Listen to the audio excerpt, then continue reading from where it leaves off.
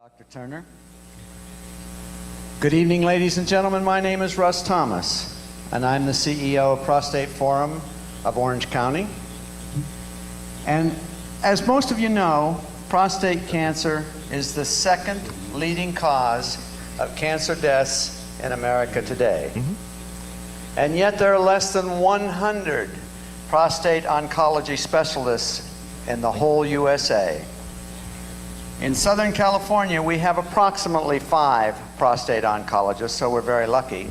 But we're even more lucky because we have 2 of the very best coming to speak to you tonight. Dr. Jeffrey Turner, who is standing over here, is the, that's all right, you can do that later, is the new addition to the Compassionate Oncology Medical Group.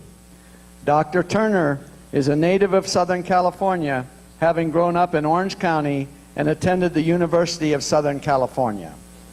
He was the first student to graduate USC's 3-year accelerated science program with a bachelor's degree in biological sciences.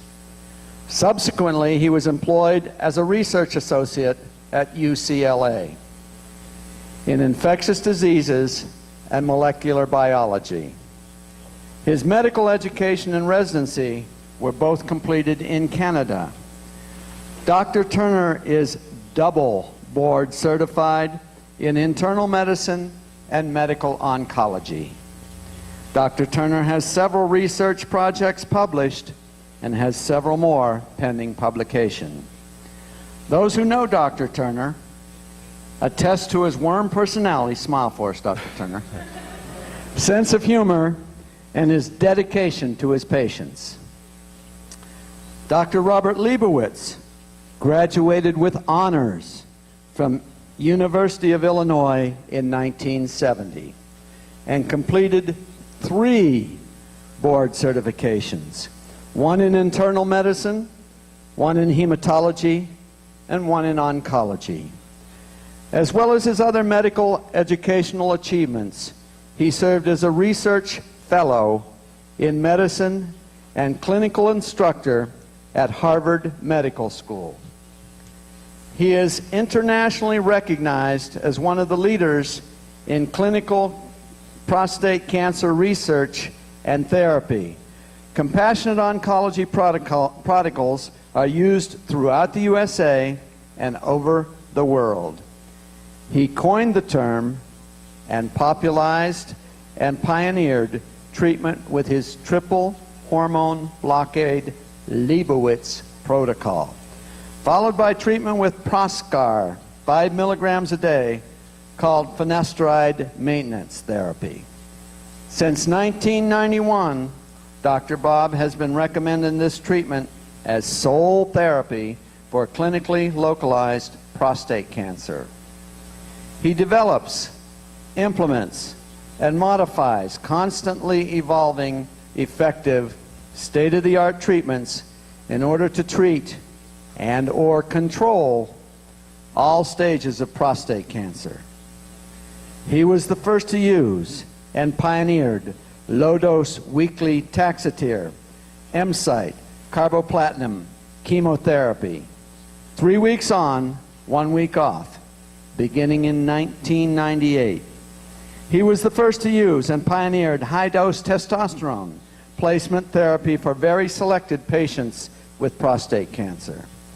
He conceived, developed, pioneered a highly effective prostate cancer antiagenic cocktail that controls prostate cancer without hormone or chemotherapy. Beginning in 1997, he was the first to recommend using 3 Casodex a day rather than the standard dose of 1 a day as the anti-androgen of choice for patients treated with the triple hormone blockade Leibowitz protocol.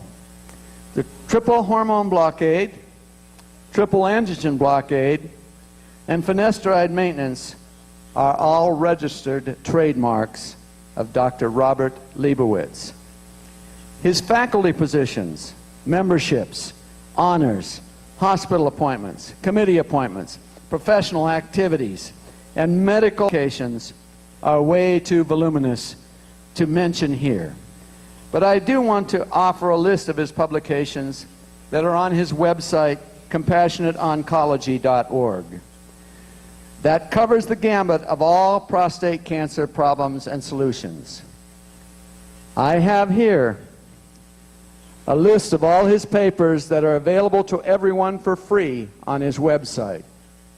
You are welcome to have a copy of this list after Dr. Bob's presentation, and I refer to them frequently when I'm counseling new attendees at our prostate forum sessions.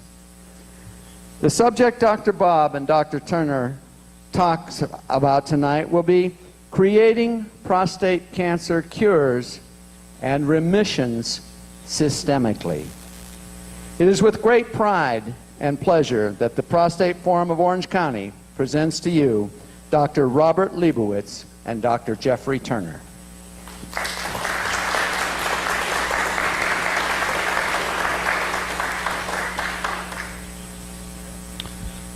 Thank you for that incredible introduction and welcome. I was going to tell a few jokes, but we're so late, I thought we should just get along with our talk. Dr. T and I have decided that he would present most of the information, and I would add in my comments as we go along, and some of the history that may have led to the development of these protocols. We also have some case presentations and some patients here that we may be describing who have volunteered to make themselves available after the lecture to audience members who may have questions or comments to address to them. So what I'd like to do is ask Dr. T to come up and get things started for us. Yeah. I don't know if you want to do this means the thing go forward, backward, just pointing straight. This is your letter. Oh, okay. Is this in focus?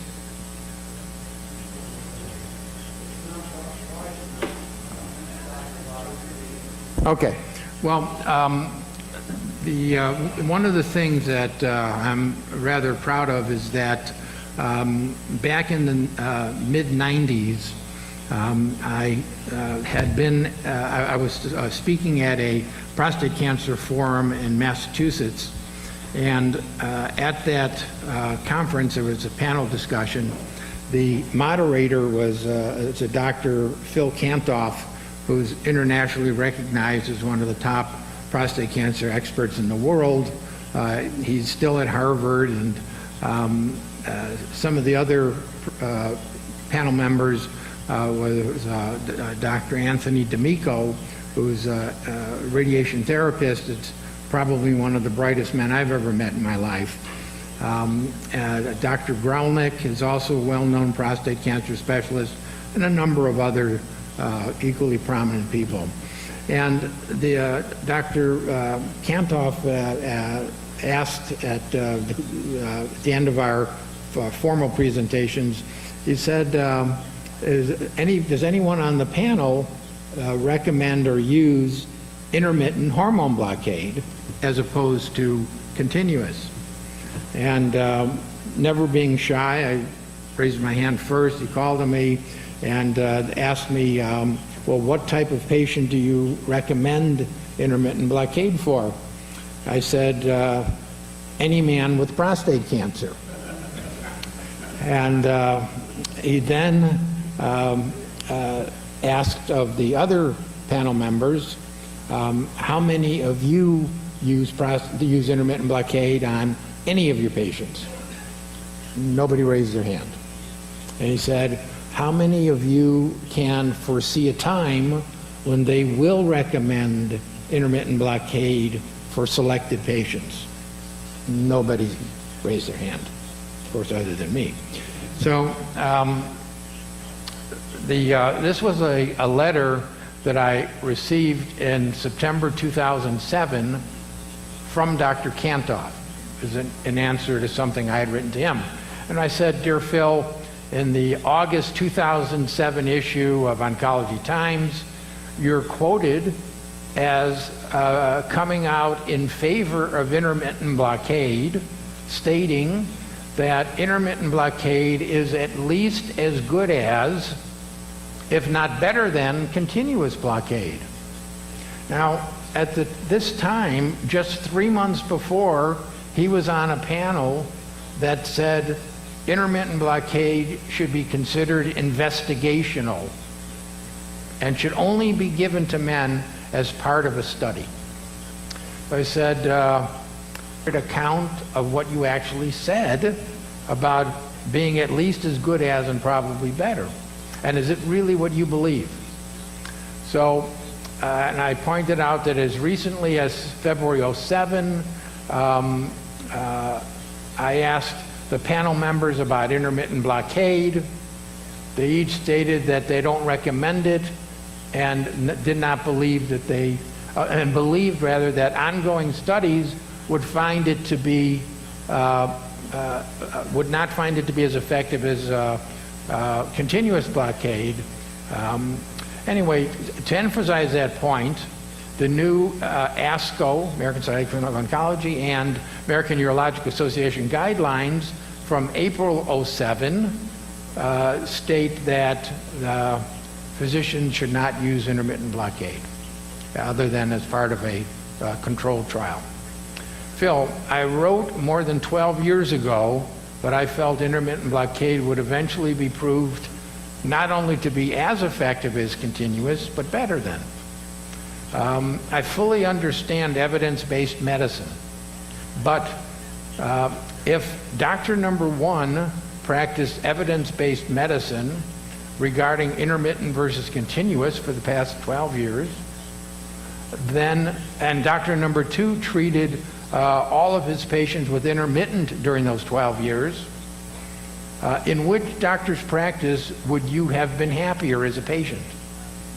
How many extra patients would have died under the care of doctor number one, who was only using continuous blockade? Maybe it's time for doctors who write so-called guidelines that are fast becoming the only way we will be allowed to treat our patients. Maybe it's time for those doctors to realize that evidence-based medicine is not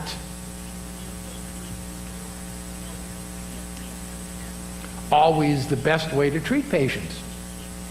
And maybe you should include in your experts committee some private practice community prostate cancer specialists. Phil, you might be very pleasantly surprised at how much some of them might know and even be able to teach a few of the experts. On another point, please note that whenever well, then I just talked about my trademarks. Please call me if I've misinterpreted anything that I attributed to you, or just call to talk. I'm not writing this letter to you to upset you in any way or to criticize you in any way. I'm hoping that a line of communication can be established that can help prostate patients everywhere separate fact from opinion, because to me it had been opinion all that time that the only way to treat is with continuous blockade, fact from opinion, and provide them with all available treatment options, including knowledge of all risks, benefits, and alternatives. Because far too often in medicine, a patient is told something and they believe it's because the doctor knows that to be the correct guidelines or the correct way to do things, rather than that it's just an opinion not based on scientific fact. Go ahead. We'll have Jeff take over. He actually answered that letter and said that it was very, very nice. He thanked me for the comments, and he said that he's grateful that are pleased that I agreed with his new position. So good evening. So this is just basically a summary of what Dr. Bob has developed over the years, this three-pronged protocol. You can see the first arm being the top of the list, being low-dose weekly chemotherapy. This TEC stands for each component, Taxotere, MCIT, carboplatin, which is usually given 3 weeks in a row. You come in 1 day at a time and get low doses of chemotherapy, and the 4th week, you're basically off from any therapy. The middle, the second prong, is triple hormone blockade, which Dr. Bob's referred to, and this basically comprises of LHRH agonists like Lupron that you know, antagonists, which is like Firmagon, you may or may not have heard that, and Casodex 3 per day, and Proscar finasteride. So we typically give patients 13 months of this if they're hormone naive, and or 9 months if they've had previous exposure to hormone blockade. The third prong is AAC, or as we refer to as anti-angiogenic cocktail.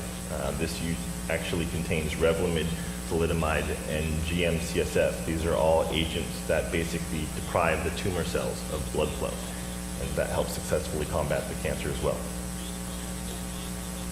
This is probably a little bit too small for you guys to see, but this will be uploaded onto our website. This is basically a summary of all the recent patients we've treated with three-pronged therapy. A lot of the data from column to column shows anything from the patient's, basically their initial Gleason score, their age, previous treatments, how many doses of chemotherapy they've gone through. And the main thing for you to pay attention to is the highlighted middle aisle, which is PSA reduction or PSA response. So you can see from the top of the list going down is 100%, and the very bottom of the slide is about 99.2% based on responses from this three-pronged therapy as of all the recent patients. Want to read any of those? And there's a second slide as well with just more of the updated patients. There are some at the very bottom of the list who've had responses down to about 50%, but the vast majority are 90% or higher for this therapy. And these are all the most recent cases treated. So just to give you a little bit more background on patients who have what we term as castrate-resistant CRPC or hormone refractory type cancer. So a lot of the data out there suggests that patients in this type of stage of their cancer, only about 1/4 or 25% of them will be able to go on what we term as a chemo holiday. And so that means they can be off of chemotherapy and drug-free for approximately, it's estimated, 12 to 22 weeks. Unfortunately, right now they don't have any what we refer to as phase 3 clinical trials, randomized trials to compare intermittent versus continuous chemotherapy. There are a couple publications that led into this. Dr. Thomas Beer reported on 37 patients in 2004 that the median time off of chemotherapy for these patients who are hormone refractory is about 20 weeks. Subsequent data in 2008 in 250 patients showed again similar results with time off chemotherapy about 18 weeks. And only about 18% of patients were able to enter what they call as intermittent chemotherapy. Interesting thing is there is an ongoing clinical trial right now that shows it's comparing patients who are chemo naive but who have castrate-resistant disease to going on standard Taxotere chemotherapy, and after 6 cycles they give them either placebo or they put them on this leucine, which is one of the agents we use in our cocktail medication, to see in hopes that leucine will help keep them off chemotherapy or keep their disease under control as an alternative to not being on chemotherapy or hormone blockade. Jeff, on the slides showing our response to three-pronged therapy, did you have a summary of what the average PSA decline was? Of these 2 slides, yes. I mean, the average PSA decline will be over 90%, probably about 95%. And the typical response to Taxotere-based chemotherapy, well documented throughout the world, of what percentage of men will have a PSA decline of over 50% and what percent will have a decline over 90%. And what kind of numbers, I believe for typically somewhere like 35 to 50% of men will have a 50% decline in PSA, and very few will have over a 90% response. And as you know from the 2 Taxotere studies that were done to get FDA approval for Taxotere, the median duration of survival compared to either placebo or to what was then standard chemotherapy, mitoxantrone, the prolongation in survival was like 2.3 months. That's it, with Taxotere.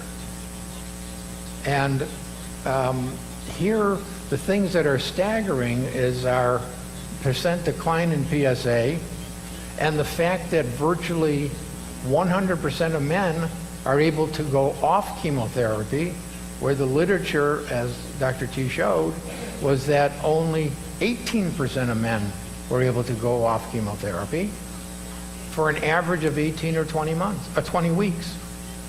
We've got guys who have been off chemotherapy beyond 5 or 8 years from one cycle. So this is going to be one of the first case presentations we have on a patient for a three-pronged therapy. Patient JH, he's a 69-year-old man who was diagnosed with widespread disease, primarily in his bone, diagnosed back in November of 2003. He had a Gleason score of 4 + 5 = 9, high risk, but the amazing thing is PSA was over 3,000, so 3,347. He had disease in his spine, ribs, pelvis, femur, I mean, throughout basically most of his bone in his body. He presented initially with a lot of bone pain all throughout, pretty much head to toe. He was telling us that he would be waking up almost every 10 to 20 minutes per night if he could sleep, because he had to urinate, waking up 40 times per night. And prior to coming to consult with us, he was basically asked by his local physicians to get his affairs in order, because they didn't anticipate he would live longer than a few months, tops. And he was referred to hospice. So he started within the first month, he started the three-pronged therapy. As you can see, in December of 2003, he got 15 doses of therapy, followed by 13 months of triple hormone blockade and the anti-androgenic cocktail. Now, by September, so about 9 months or so after he started therapy, his PSA was undetectable, down from over 3,000. And the following year, in January, his PSA was still incredibly low, and he elected to start high-dose testosterone replacement through Dr. Bob. And in August of 2008, his PSA was about 4.5. His testosterone was just less than 1,000, and he elected to stop testosterone, and this wasn't because of disease progression. The last visit he had in our office was in the fall of 2009. PSA was still undetectable, and again, down from 3,000 plus. His testosterone was low at that time because he came off testosterone, and he wasn't producing any of his own. And when his PSA was 4.56, does that mean that his cancer was regrowing? This man still had a prostate gland. And when you have testosterone, you're going to stimulate normal prostate gland cells to make PSA. So he did not have a rising PSA, it was stable. So the second case we have is patient RW, a 64-year-old gentleman, again younger, but he had widespread disease. The difference is he had it both in his bone and lung. So we typically know patients who have disease in their soft tissue and their organs usually have a worse prognosis. So he had high-risk disease as well. Gleason 4 + 4 = 8, and a PSA of over 2,000, 2378. So his initial therapy was simply 13 months of triple hormone blockade from early 95 into early 96. After just 4 months, his PSA was undetectable. And again, this is without chemotherapy. And then a few years later, his PSA had peaked up to about 23.5. He had another cycle of hormone blockade and low-dose chemotherapy. And again, a few months later, his PSA became undetectable once again. The key to this is he was then off hormone blockade for over 2 years, and again, off chemotherapy even longer. So about 34 months. He had a long time off of any aggressive treatment. And then in early 2000 to 2001, he had another cycle of hormone blockade number 3, low-dose chemotherapy, went on to anti-androgenic cocktail maintenance, with an initial PSA of over 40 coming back down to undetectable levels once again. Again, he continued with multiple rounds. He first went on testosterone in 2002. He had it for about a year, where the baseline PSA was virtually undetectable. And then after that, his PSA rose up to about 65 in the middle of 2003. He elected to go back on hormone blockade, low-dose chemotherapy again. And then his response was very well. Again, in August of 2004, at the bottom of the slide, he went on testosterone replacement again for a second time. His baseline PSA starting that was very low at 0.034. Eventually, again, his PSA rose to 49. At the bottom of the slide, you can see he went on his 5th cycle of hormone blockade. And then after that, the following year, he went on the 3rd cycle of testosterone with a very low PSA of 0.02. And ultimately, later that year in the fall, he passed away. It was not due to cancer. And then the last PSA we have on record was about 3.94, with a testosterone well over 2,000. Because he was back on another cycle of high-dose testosterone. He actually had developed metastatic disease to his liver.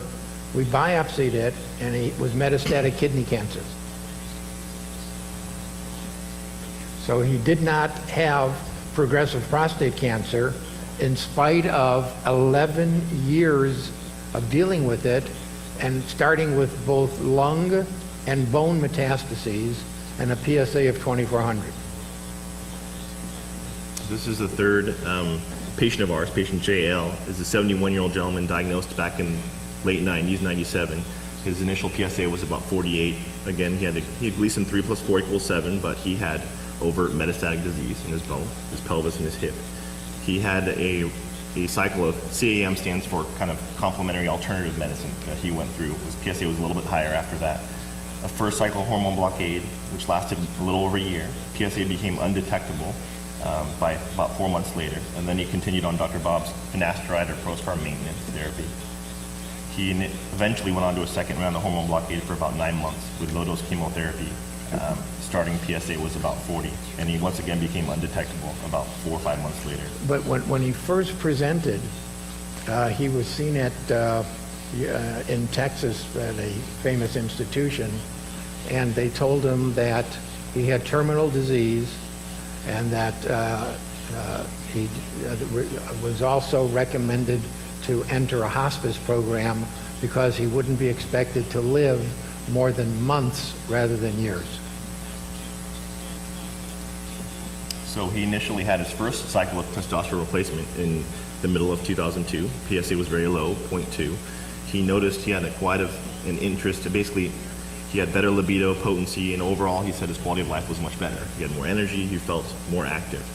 And his PSA had peaked up to 19, testosterone replacement was stopped, and within 2 weeks, actually spontaneously after withdrawing testosterone, his PSA dropped down to about 8.9, about half. And then he ultimately went on a second round of testosterone, and that only lasted about a month because his PSA rose from 12.5 to 20, and he went back on hormone blockade. And that was about 4 months. PSA dropped nicely down to 5, ultimately down to 0.1, which is when at the bottom of the slide he went on his third round of testosterone. So this is just to give you an example of a patient who had a bad diagnosis of metastatic disease, and he's been through multiple rounds of testosterone replacement, going back with hormone blockade, so he's kind of been able to maintain hormone sensitivity despite a poor prognosis from the beginning. This kind of goes on to give you more detail about, I'm not going to go through all the details, but he's had multiple rounds of hormone blockade chemotherapy, up to about 7 cycles of each. What happened is that at the time that he was on hormone blockade for just 4 months, Mary was my physician assistant.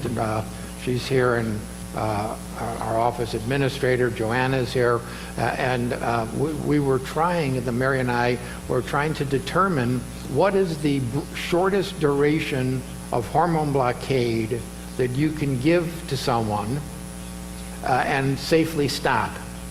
Like if their PSA drops to unmeasurable or less than 0.1 within 3-4 months, is it okay to take them off that cycle of hormone blockade?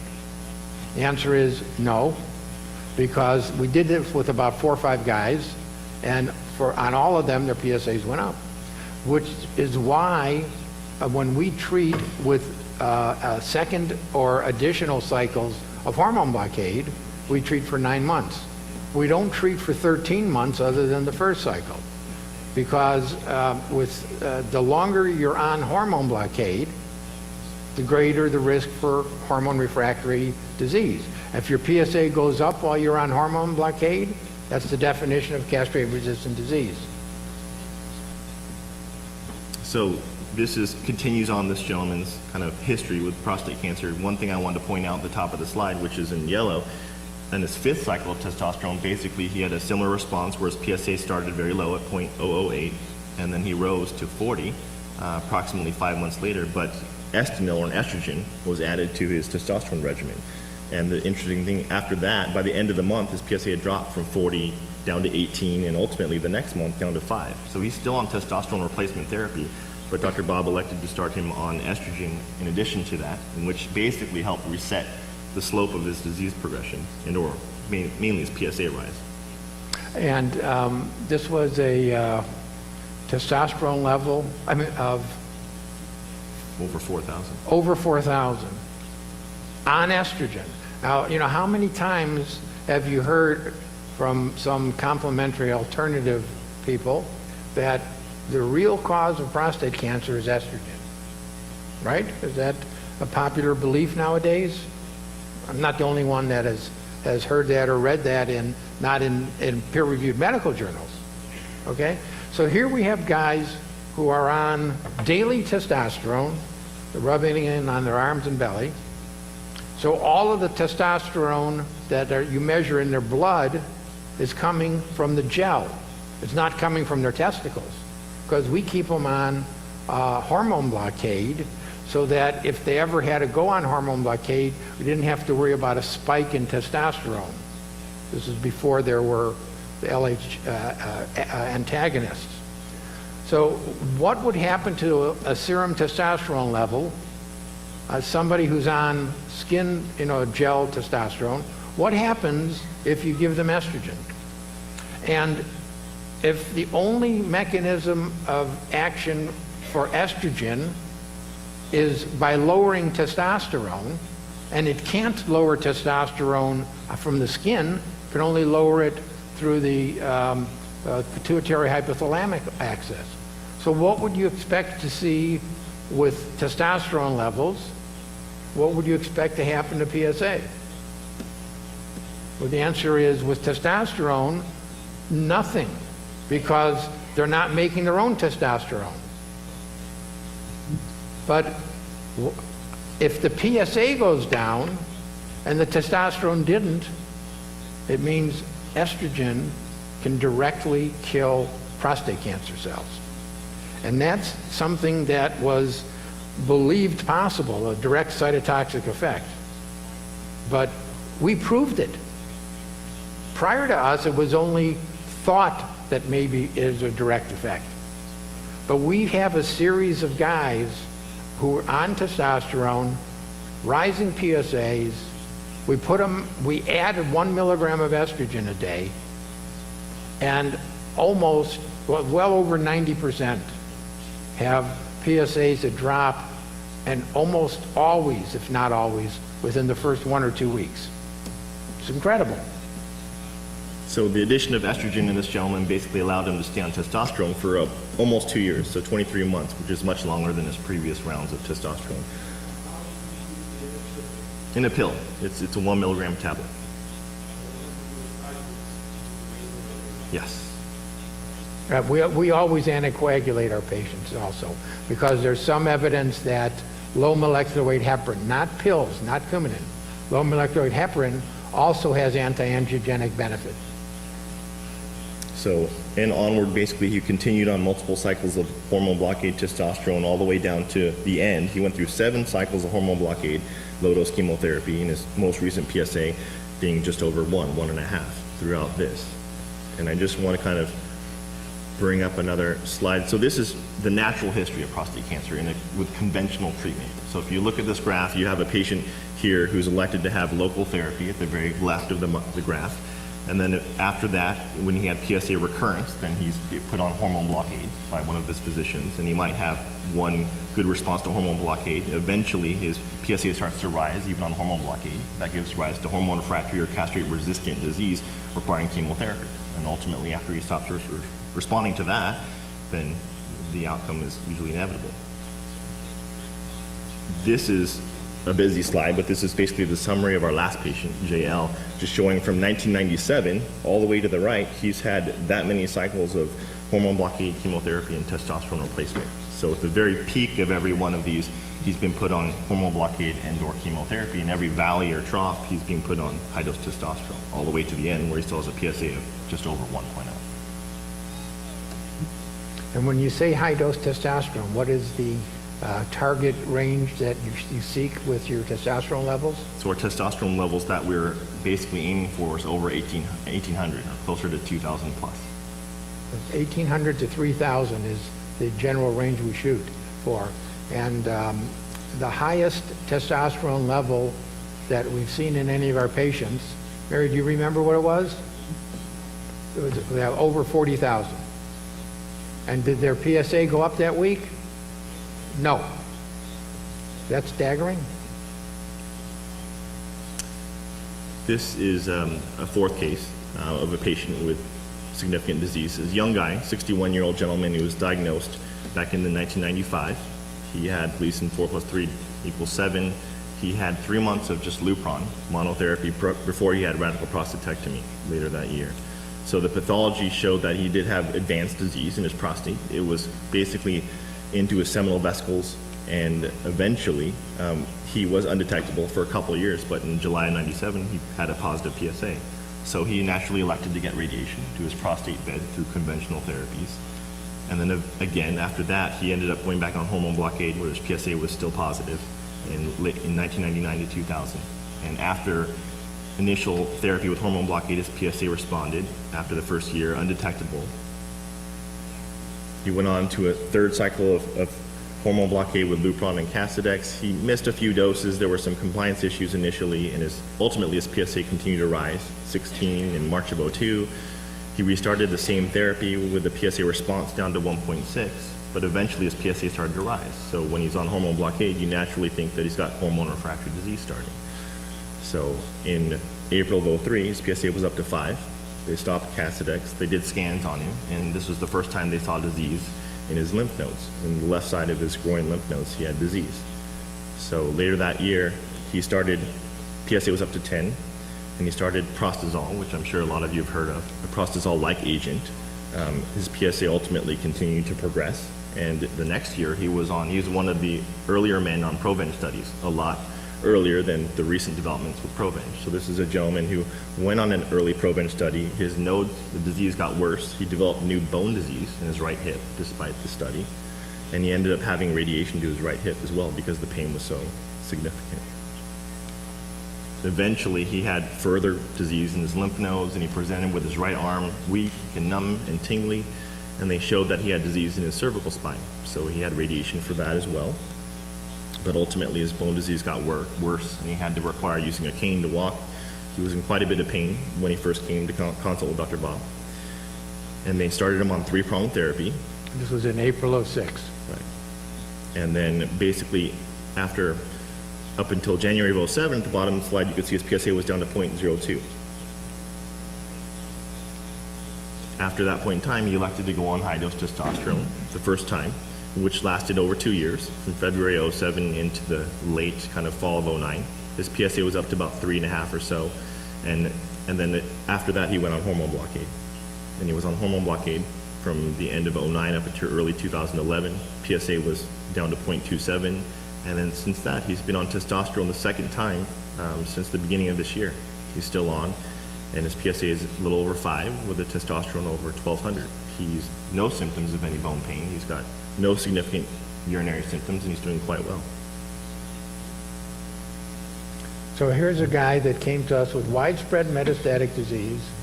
He's had radiation 4 different times. He came in with partial cord compression with a neurologic deficit and on narcotics. Well, I don't know if you want to add any more about your development of high-dose testosterone. No. So this is a little background on high-dose testosterone. Doctors Huggins and Hodges back in the early 1940s basically demonstrated that by reducing a man's testosterone when they have metastatic disease and prostate cancer, that their disease will regress and get better. So they naturally concluded that the addition of testosterone will make the disease worse, as the counterintuitive point. The problem with this is that the conclusion was really based on a single patient study. So I think they may have had 3 and 1 fit criteria, and based on that one person progressing with testosterone, they made it kind of a global recommendation that testosterone is naturally bad for prostate cancer. So the Based evidence on was one quite patient? poor. One patient? Since then, they haven't had any convincing large trials of any sort to confirm that testosterone itself does increase the incidence, recurrence, progression to prostate cancer. They have been, recently, in the past few years, there are a lot of studies that basically show men who've had anything from surgery, radiation for their initial prostate cancer treatment, or even men that have just been on watchful waiting that haven't had treatment have been successfully treated with testosterone replacement. This is an article that was published in 2009 in July that Dr. Bob is the primary author on, entitled Testosterone Replacement in Prostate Cancer Survivors with Hypogonadal Symptoms. So this basically was a case series of 96 men that were treated in our clinic who had high-dose testosterone replacement after an initial treatment for their prostate cancer between 2000 and 2007. Median age being 61. Most of the men had clinically localized prostate cancer and went under hormone therapy, primary hormone therapy, meaning they deferred any initial local therapy, surgery, radiation, and about 12% were metastatic, but on the bottom, as you can see, about a quarter of them did have very high-risk disease, Gleason 8 or higher. So one of the first cases we're going to talk about that we've treated and still treating, a patient, FW, 78-year-old gentleman diagnosed at the end of 1999. He had Gleason score 4 + 3 = 7, a PSA just over 7, and he underwent triple hormone blockade for 13 months, completing at the end of 2000 with a PSA that was undetectable. In June of 2002, he had a PSA still low, just under 0.5. Testosterone was about 450, and then he started testosterone replacement. He was complaining of having no energy, no stamina. He's a very active guy, and he wanted to try high-dose testosterone, and he got those benefits. Unfortunately, in 2007, he was actually diagnosed with locally advanced kidney cancer. To complicate the picture, he underwent surgery. The whole point was for cure for this stage 3 cancer. And then, as you could see in July 2007, his PSA was still pretty well controlled, 4.8. Testosterone was 1,300 plus. We added the anti-angiogenic cocktail agents to his regimen, and he continued to do well until late 2008 when he had a spot show up on his scans. He wasn't symptomatic. He was just having regular scans performed, and there was a spot in his right hip that was biopsied and proven to be his kidney cancer.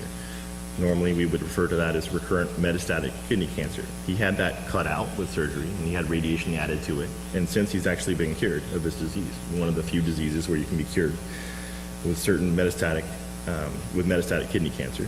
And as of late, in March of this year, his last PSA is less than it was before, 2.5, and his testosterone's about 1,500. He's doing very well, and he's still free of any recurrence of his kidney disease. And he's been on testosterone for 9 years, even with metastatic kidney cancer and never having local therapy for his prostate cancer. Does that change some of your prejudices of how you treat prostate cancer? That you have to have radical prostatectomy or radiation or seeds? The second case is a physician that we treat currently in the clinic. He's an 80-year-old gentleman diagnosed in 1989, so quite a few years ago. Gleason 3 + 4 = 7. He had 2 months of Lupron and ketoconazole and went on to have surgery.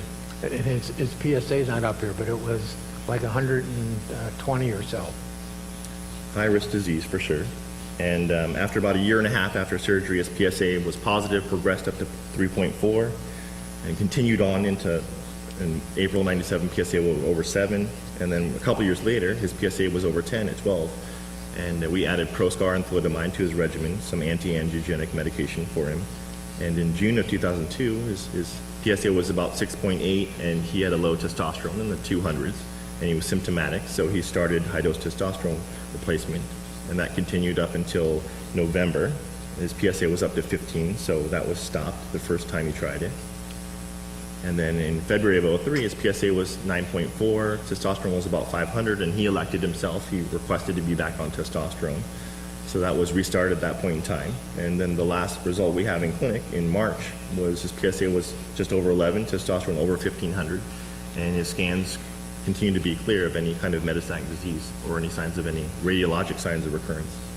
So when he came to us, his PSA was 12, not on any treatment, and this was after a radical, and a prior history of ketoconazole and stuff. In June 2002, testosterone was started, and 9 years later, his PSA is the same 12-ish, but his testosterone is over 1,500. Our next case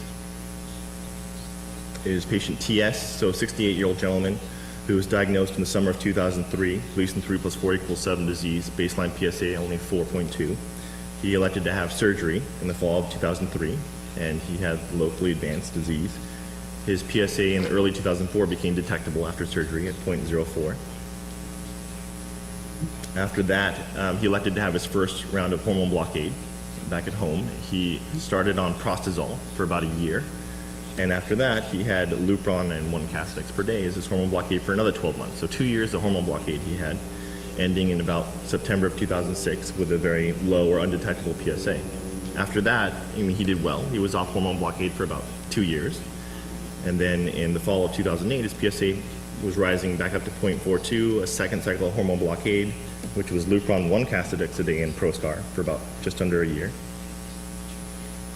A little more detail, in April of 2009, he went to Israel to have another type of treatment, and they gave him an oral chemotherapy pill, cyclophosphamide, and as well as a couple other agents. COX-2 inhibitor at the top is like Celebrex or Vioxx you've heard of, valproic acid, and a prostate cancer vaccine. Ultimately, that didn't make the picture better. His PSA progressed, and in the fall of 2009, he was on a third cycle of similar hormone blockade once again.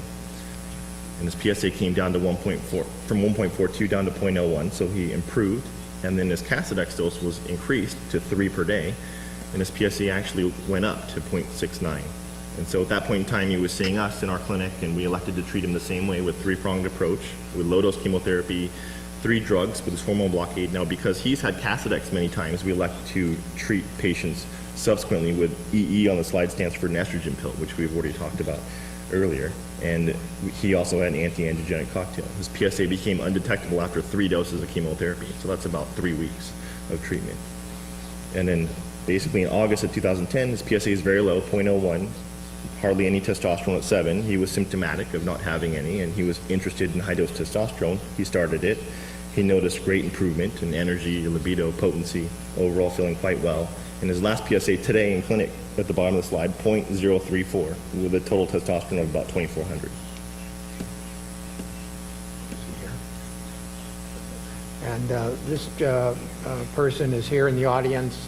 Can you stand up so people know who to come to ask or make some comments about? Yeah.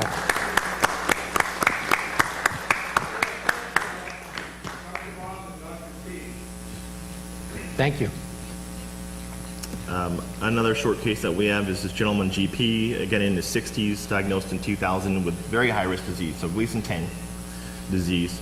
Initial PSA was about 5.5. He had surgery.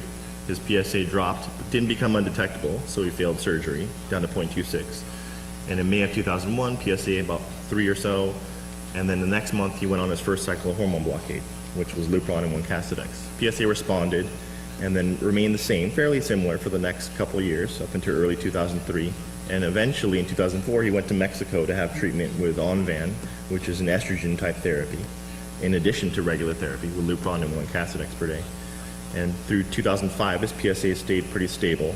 Eventually, in the end of 2005, he ran out of the Onvan he got and continued on standard Lupron and Casodex.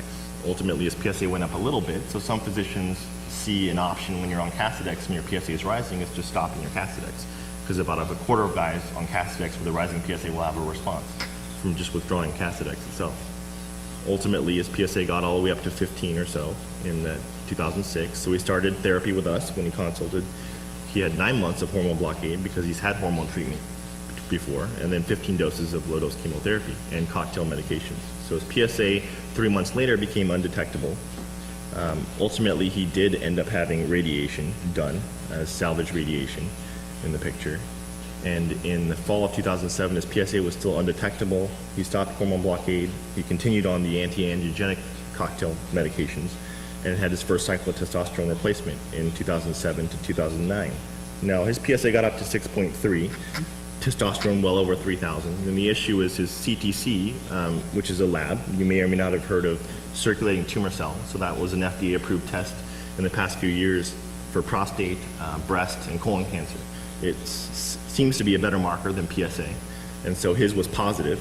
We aimed for everyone to be 0, but he became 3, so we stopped his testosterone replacement, went on hormone blockade again, PSA becoming undetectable, and ultimately In the end of 2009, he started testosterone the second round, and he's since been on it. Last one in May was PSA of 5.4, testosterone over 2,000. Doing very well, feeling well, and no big symptoms.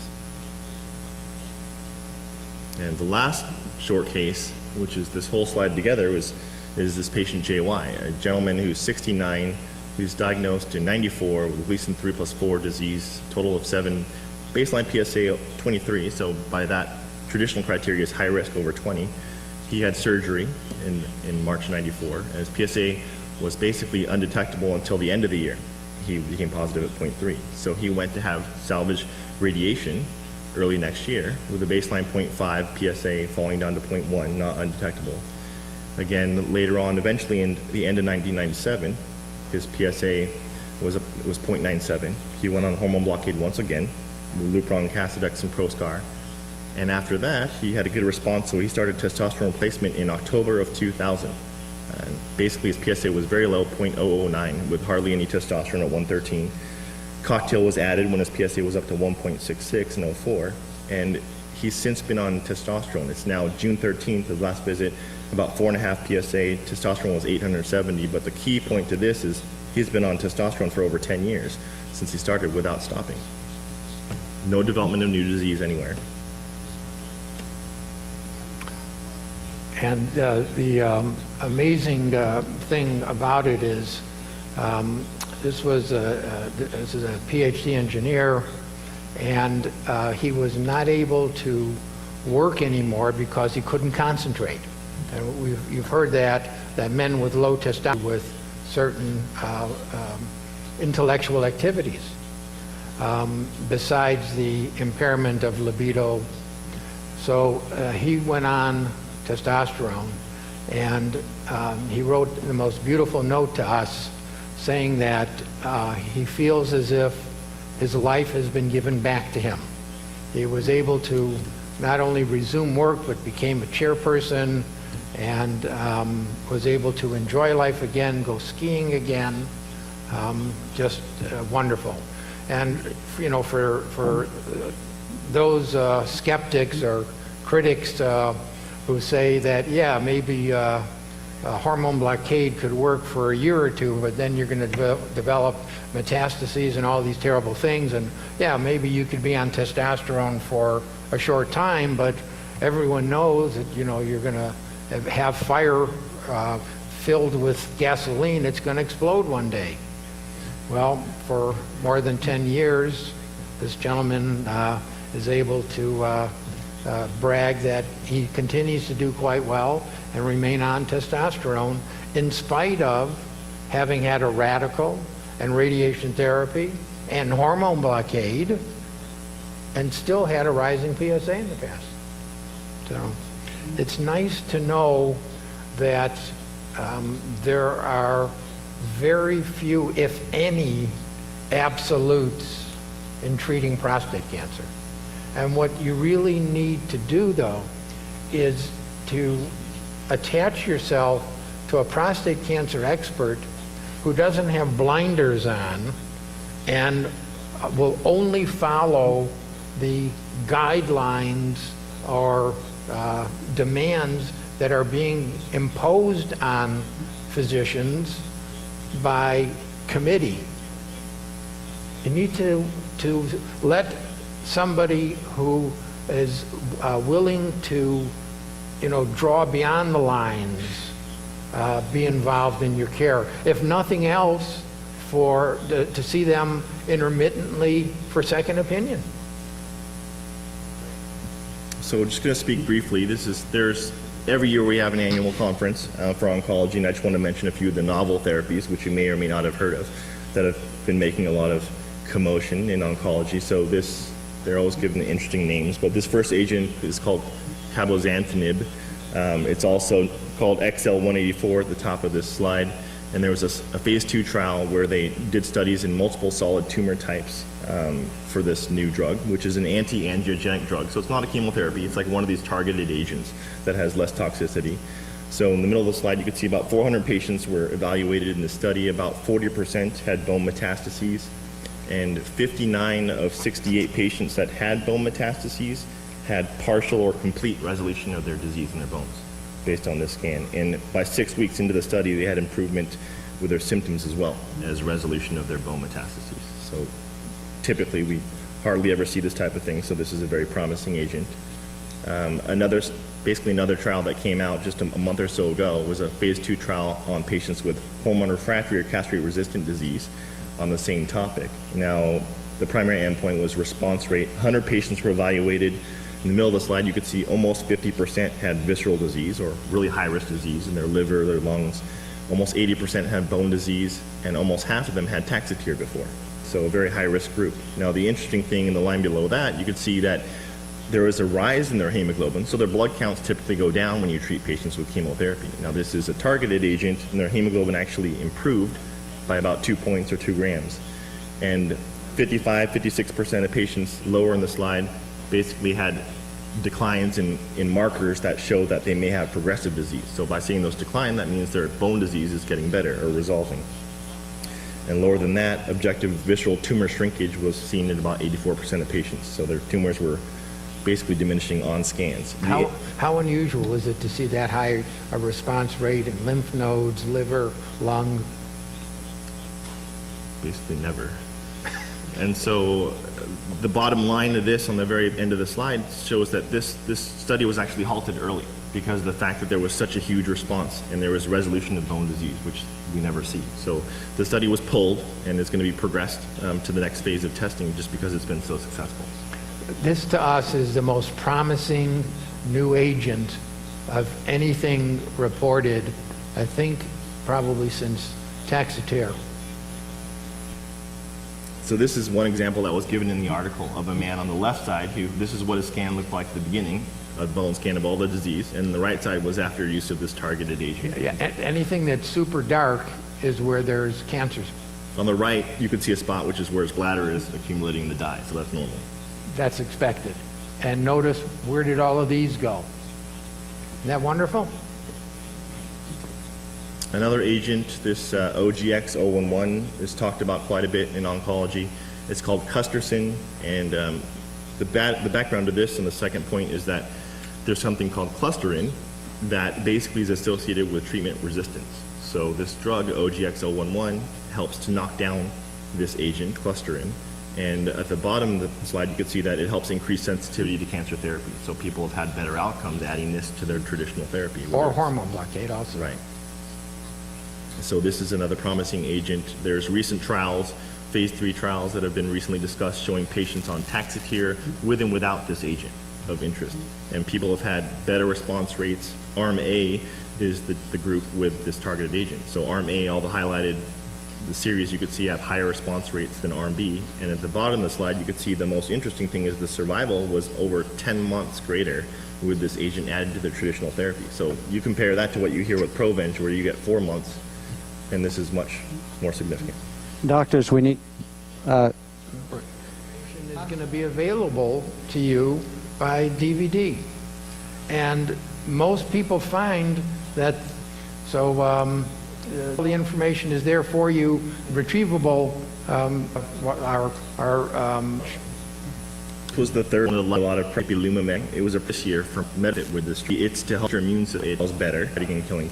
Random hormone ablation in patients with cancer. So hormone block just got hormone blockade. Now about 32% had initial PSA over 50, so very high risk, and 2/3 had again high risk disease with a Gleason of 8 or higher. And you can see over half of the patients treated with this new agent and the hormone block detectable PSA by 3 months to 38% with just hormone blockade alone. Some patients also had a response, and X-rays and scans were showing that they were shrinking significantly. So right now there's actually on trial, Logothete is comparing this agent itself versus placebo in what they call minimally symptomatic prostatic castrate-resistant, the same population that's being treated for that we see with minimal disease, metastatic, but they're hormone refractory, where this agent is coming in to potentially make better outcomes than Provenge. Now, were there any unusual side effects in that study? Which I'm sure.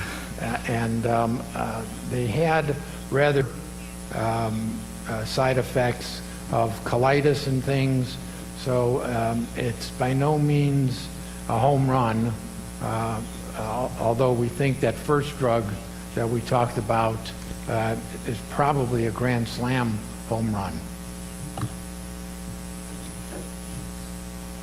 Okay, so that pretty much concludes our talk. So we did want to mention that we do have a few patients, a handful of patients of ours in the crowd tonight. So you'll get a chance to speak to some of them and their experience, what we've already discussed today, to entertain questions as well. And the last slide that you were going, talk paper review should be outlawed.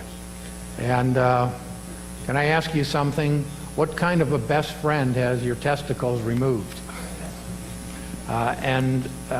We have given high-dose testosterone to men who did previously have their testicles removed. So even guys in that situation can have a reversible solution. Okay, if one wants to ask questions, we'd like you to come up and maybe line up over here by our piano, and we'll take you in order. Now, this is going to be recorded on DVD out to the public. If for any reason you don't want to be DVD, I'm going to record you visually over here, so don't give your name. They'll just give the... Do you want... No, I was just talking to Joanna. Okay, because since we're not going to record you, Joanna, I don't think that's necessary. No, it's not the difference. Our business cards. Oh, okay. There's a little confusion up here. Okay. Just a quick mention before you disappear here after the question and answer. Our July meeting is moved to the third Thursday instead of the fourth Thursday because of scheduling problems. And our September 9th meeting, our September meeting is September 9th. Due to the PCRI convention, our September 9th meeting will be on a Friday here, and Snuffy Myers will be speaking. We do have a San Diego support group in our midst today. Would you raise your hands or stand up so that they can see you? Anybody in the San Diego area, check out these guys. They're experts. Half of them are patients of Dr. Bob. And with that, I'm going to turn the mic over to Larry. Russ. Thank you, Dr. Bob and Dr. Turner. It was an excellent presentation, and we thank you for making a long trip here. We really appreciate it. Thank you. I note that in your presentation, some of your patients were given high levels of testosterone, and some patients weren't. So my question is, what is the guideline in selecting the patients that can benefit the high level of testosterone? Well, realize that the results that were shown for an individual office visit, testosterone levels vary. If the patient applies it at a different time of day, or if perhaps they're running low on a prescription and instead of using 4 packets, they only use 3 that day. Or the number of times someone comes in and says, oh, I forgot to put it on this morning. So our target level is 1,800 to 3,000. But if someone comes in and their testosterone was 4,000 or 4,800 and their PSA did not go up, we usually will leave them at that level of testosterone.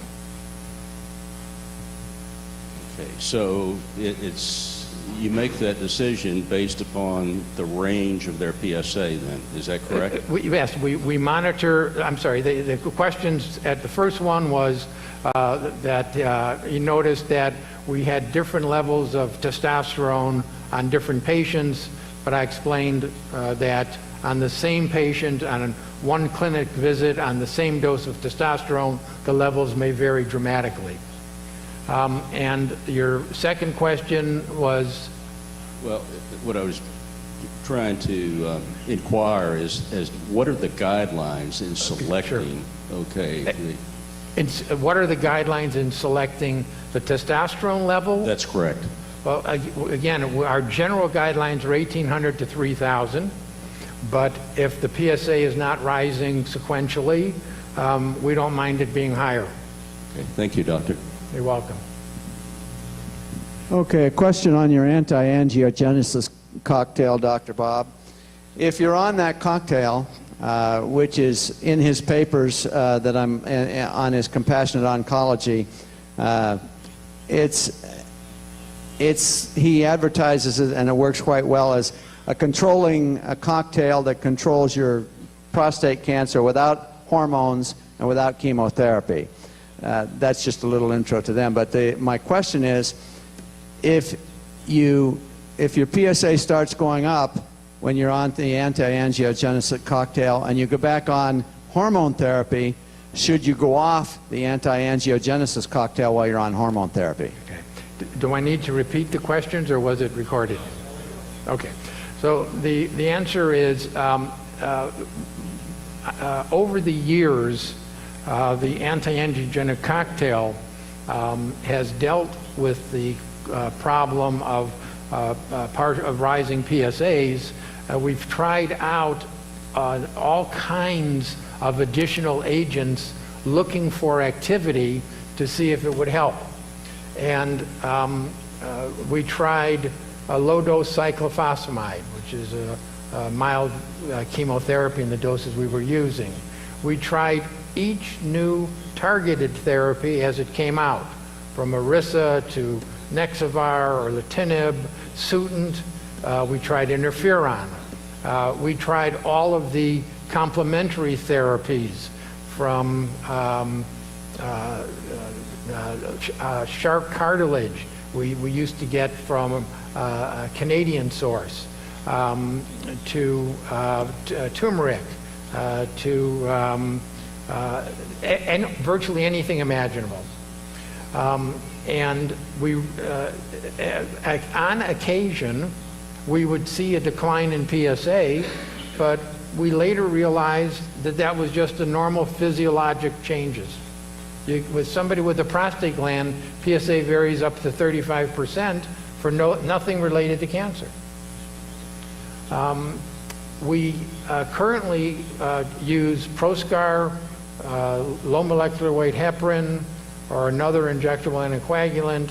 We alternate thalidomide and Revlimid, and we use extremely low doses of them, and leukine. The most wonderful thing, you mentioned that these agents do not lower testosterone, and they're not they are not chemotherapy. In fact, these medicines enhance the immune system. So when you talk about a treatment for prostate cancer, doesn't lower testosterone, doesn't negatively impact the immune system, is not chemotherapy, and in fact favorably stimulates the immune system. Isn't that exactly what you've been looking for?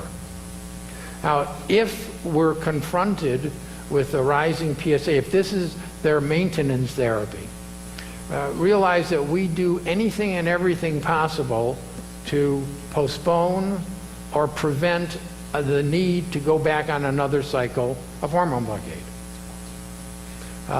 But it's not always possible, and if we have to do it, we'll do the 9 months of alternative hormone blockade, the 15 doses of low-dose weekly taxoramid carboplatinum, and continue the anti-androgenic cocktail.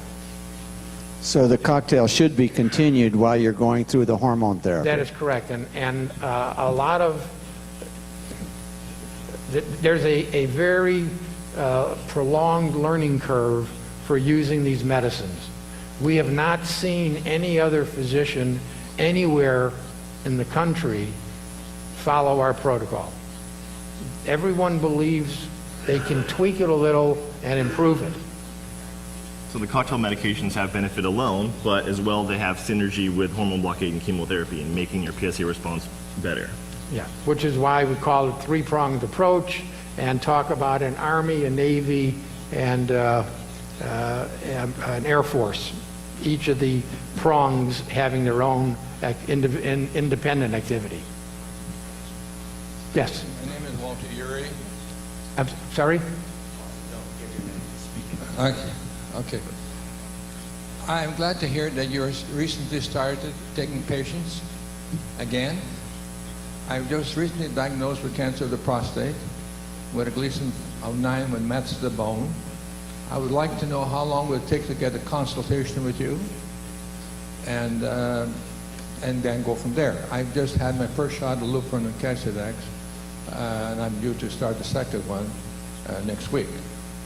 Okay, it's asking about treatment for metastatic prostate cancer with a Gleason of 9.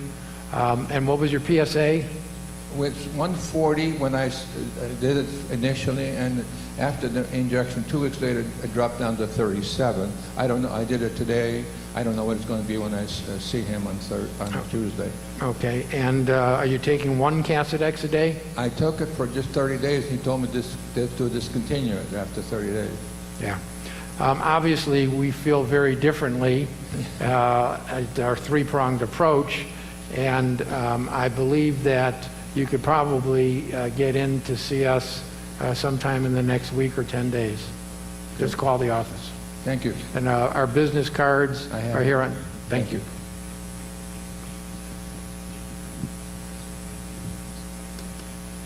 Did I hear correctly that you're giving high-dose testosterone and a triple blockade simultaneously?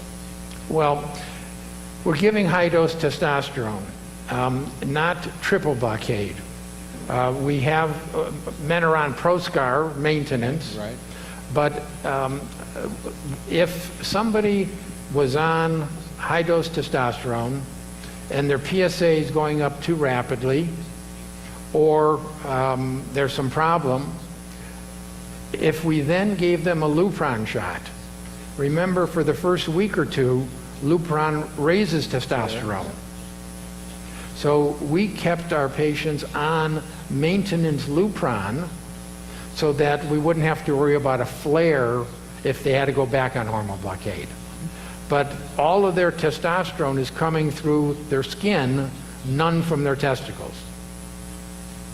The fact that they're on the high-dose testosterone, so they don't, even though they're on Lupron, which is a hormone blockade agent, you have to have a testosterone less than 50 to be on actual hormone blockade, so that doesn't fit the criteria because they're on the testosterone high dose. I'm just trying to get my arms around the apparent contradiction of controlling testosterone and at the same time giving testosterone. It's only if you have to come off testosterone, because when you stop putting it on, your testosterone will drop within a few days to castrate levels, and the Lupron would be raising the testosterone, which could be stimulating metastases.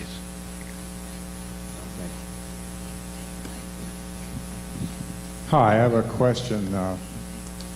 For those of us who hopefully have local disease and then had a local treatment, like I have 3.4 disease and had seeds about 10 weeks ago. And 3.4 means a Gleason 3 plus 4? 3 plus 4. Yes. Yeah, Gleason 7. Yes. And I'm hypogonadal, there it is.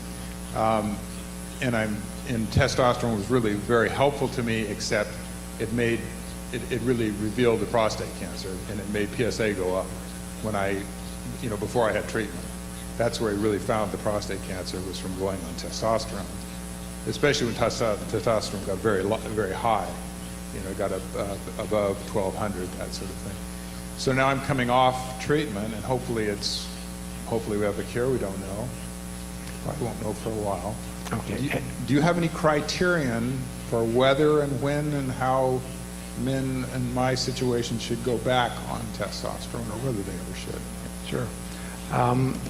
And what was your initial PSA? It was 4.8. 4.8. And you were on testosterone. I was on testosterone. When it went off, it dropped slightly when I went off testosterone, I think it went to 4.3. Then I was on ADT for 3 months, triple blockade. I went down to 0.03 or 0.04 PSA, and now I'm 10 weeks past seeds, and I'm at 0.3 PSA. So they thought that you had very good risk disease, apparently. Yes. But they gave you 3 months of hormone blockade. And I didn't tolerate it well. The Lupron made me kind of crazy emotionally. So. Okay. So they initially intended to treat you for longer. The reason I'm asking is... They intended 12 months Okay. of 82. Well, as a general rule, the literature has shown that when you use hormone blockade plus radiation therapy for locally advanced disease, you need to give at least 2 years of hormone blockade for maximum benefit. So either locally advanced or high risk. Your questions are very good, but it's not possible to address them completely because there's missing information. You know, like initially you didn't mention the 3 months hormone blockade and all. The fact that your PSA has gone up a little bit is not uncommon because the hormone blockade effect is wearing off. Your testosterone has probably risen from its lower value. Yes. And when you use radiation seeds, the PSA nadir, or the lowest point, is generally around 18 months after treatment. So it could still be expected to decline. We would be recommending, I don't know what kind of scans you had before you had the radiation. I don't know if you had a second opinion on your biopsy slides. We did. Send all of ours to Johns Hopkins. We had a second opinion. Duke Bond did it the first time, and USC did it the second time. And how many? And then we did an endorectal MRI with spectroscopy. Strum's the oncologist. Dr. Strum? Yeah. He's very thorough. And how many of the biopsy cores showed prostate cancer? 3 of 7. You only had 7 biopsy cores. Yeah. Bond only did 7. Because the standard is, at least 9, and everyone does 12. 3 cores is kind of a higher risk factor. I don't know what percentage of cores. We'd really need to see you in the office to give you good advice. Okay, thank you.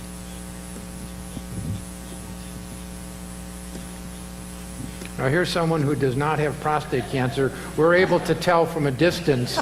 We have this machine. Thank you, first of all. I'm most impressed with what you are doing. Thank you. I'm here because of a lady who's concerned for her grandfather, prostate cancer that has gone into the bones, and he's given up. Now, I can see you don't have to give up with your approach, but I do have a question. The grandpa is very concerned about side effects, and that's what I wanted to ask you about. In general broad strokes, could you give me a sense of the side effects that one might expect under this 3-pronged approach? Understanding it will be better than continuous, nonetheless, physically, what might one expect when they enter into this 3-pronged approach and go through this treatment? And about how old is he? This is a good question. The lady we're speaking with at the Apple store, her grandpa, I imagine he's in his 70s, I would think. And he's, I gather, a cautious gentleman, but he is fighting a very, very unfortunate situation in the fact that it has indeed gone into the bones. And you don't know if he's lost weight or bedridden? bedridden? I have nothing other than we said there is tremendous hope for anyone who comes down to this forum, and there indeed is, and we're inspired. Yeah, our response rate to 3-prong blockade. There's someone here in the audience, Nathan. Nathan is a patient volunteer. He put together our charts for some of our publications on triple blockade. He also looked at our charts for 3-pronged protocol. What is your impression of our response rate to that?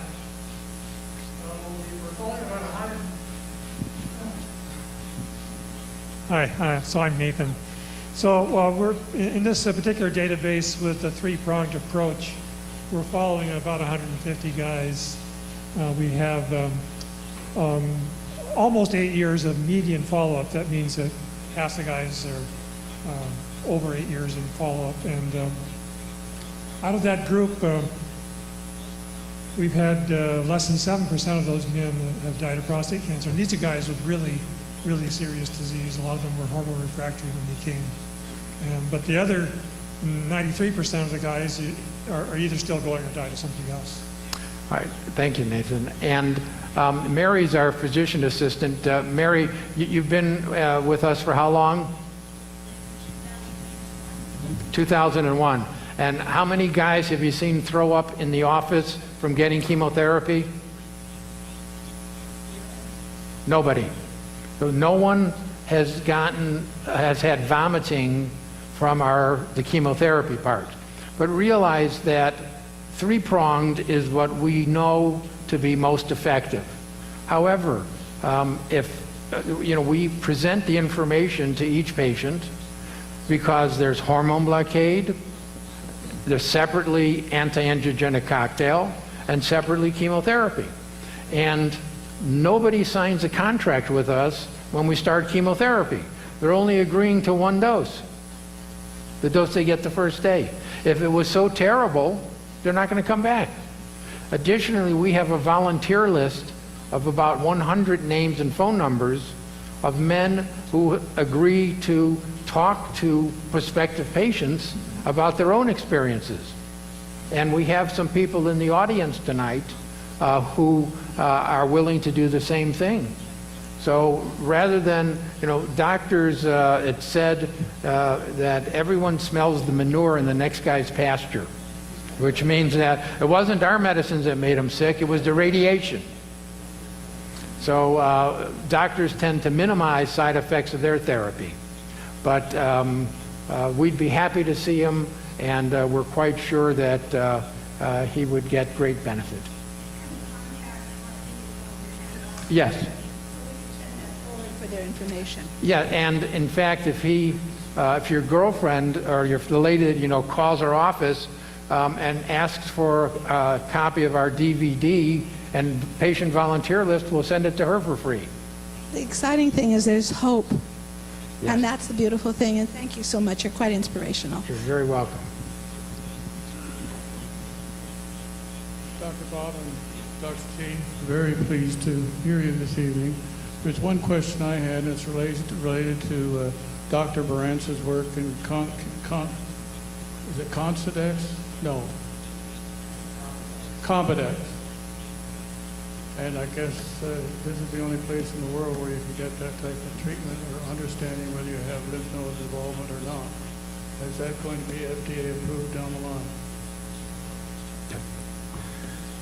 You can probably give more.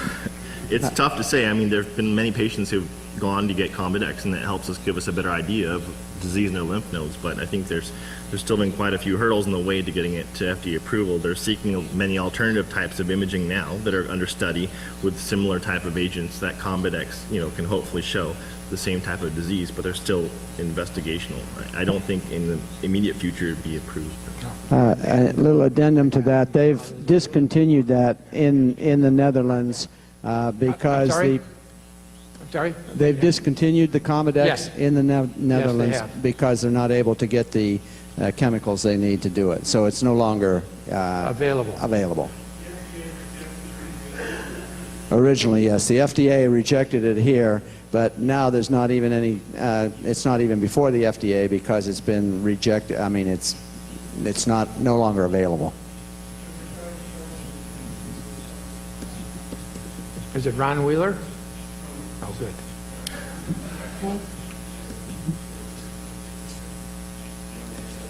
It's USPIO. Dr. Bravio is the lead investigator.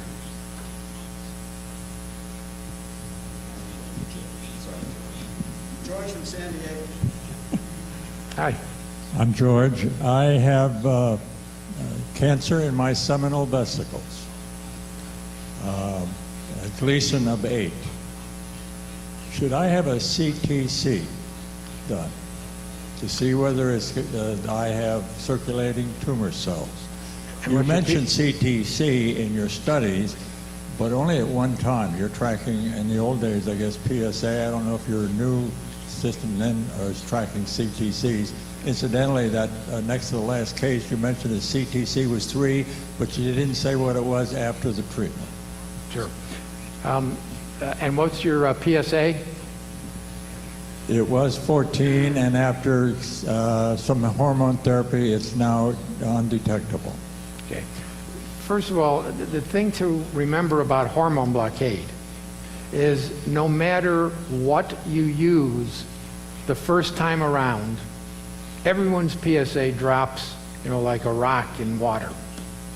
And unfortunately, that's not any indicator of long-term control or survival. So you started out with very high-risk disease. These are definitions. Bilateral or unilateral seminal vesicle disease is associated with systemic disease over 90% of the time, even with normal-looking scans. Now, the fact that your PSA is undetectable, there's an excellent chance that your CTC is probably also undetectable or 0. The ideal time to have checked it would, of course, have been before treatment. Did they do a testosterone before hormone blockade? No. So you're not seeing entirely the most thorough expert at this time. And are they doing any local therapy? On my own, I had a testosterone measure.